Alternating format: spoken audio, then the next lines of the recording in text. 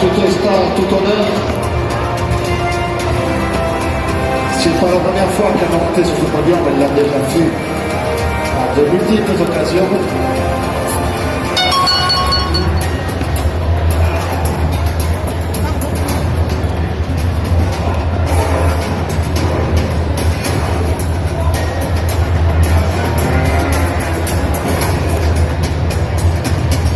Et pendant qu'Éminence va prendre la pause et reste avec nous, on va demander la parole à celui qui l'a fait naître et qui l'a élevé, à Gilles.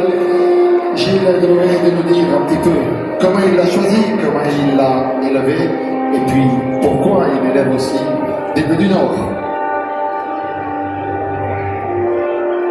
Bonjour à tous. Donc, Éminence, une vache de Bleu du Nord, 710 kilos à la pesée, qui fait 5000 litres de lait.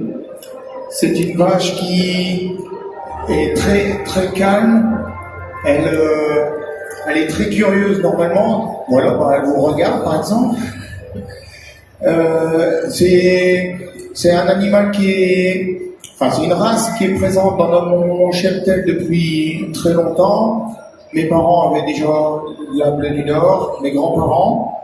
C'est une race qui a été en voie de disparition. On a réussi avec un groupe d'éleveurs à la maintenir. Ensuite, Éminence proprement dit, elle a été sélectionnée.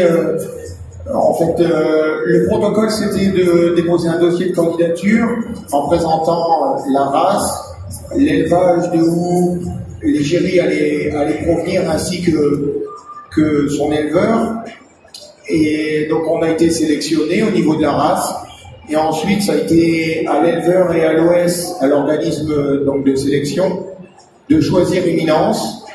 Et on a choisi Éminence tout d'abord pour son critère de beauté, quoi, qui représente vraiment typiquement la robe de la Bleu du Nord, avec son encolure par exemple gris-bleu, un mélange de poils blancs et de poils noirs. Et puis après, derrière, on a également choisi un animal qui était docile, facile à manipuler. Et au final, il nous restait 2 animaux en fait sur l'exploitation. Et on a préféré choisir Éminence à la seconde, parce qu'Éminence avait 5 ans, était un petit peu plus jeune. Et au moins on était plus sûr qu'elle puisse bien faire le salon pendant les 10 jours, quoi. Voilà.